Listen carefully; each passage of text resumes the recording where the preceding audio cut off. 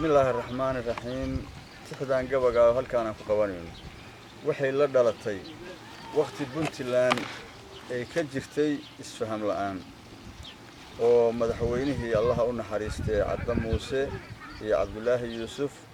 دلك أنتي إسلافهم واعي waxaan nasiib u yeeshay inaan ka qayb galo xafladii isugu yimaadeen Puntland isku afgaratay waa Cabdullaahi Yuusuf Axmed Allah u naxariistay iyo Cabdi Muuse Xirsi Allah u naxariistay isagana ay ku heshiinay gabagiina waa milgaha gabaga maansooyinkii iyo maaxda igu raagtay muraadkii iyo dantaan leeyahay iyo maantay waxa jooga Puntland midnimadeeda iyo maamulkii iyo xoogga madaxweynaha iyo dawladdan mahadinaynaa madmadow wixii ka gala baan maara loo helinay mabda iyo siyaasadda hadii la isku mari waayay Cabdi Muuse wuxuu maarsado micida ruugaaba waa miro walaalahay waxay moobil ku hadlaanba maskax caafimaad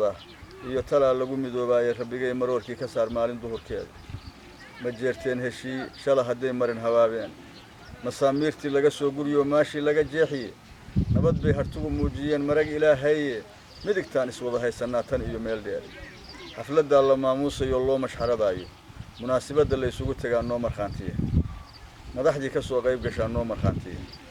بقرده مرتدى نو أهبا نومر خانتيه بور مدوي باكو جيرا بقرده واتا دادكي كلام مغنى اللي اسم سامحي واتا مسلحة دان ربنيو ماحد اللور دعاي واتا ميغو عفتو مالكي نور دلاي marka waxaynu sii maaganahay horumar Soomaa marka waxaynu sii maaganahay horumar Soomaa aad baad u mahadsantihiin Puntland waa horumartay maanta meesha marayso waqti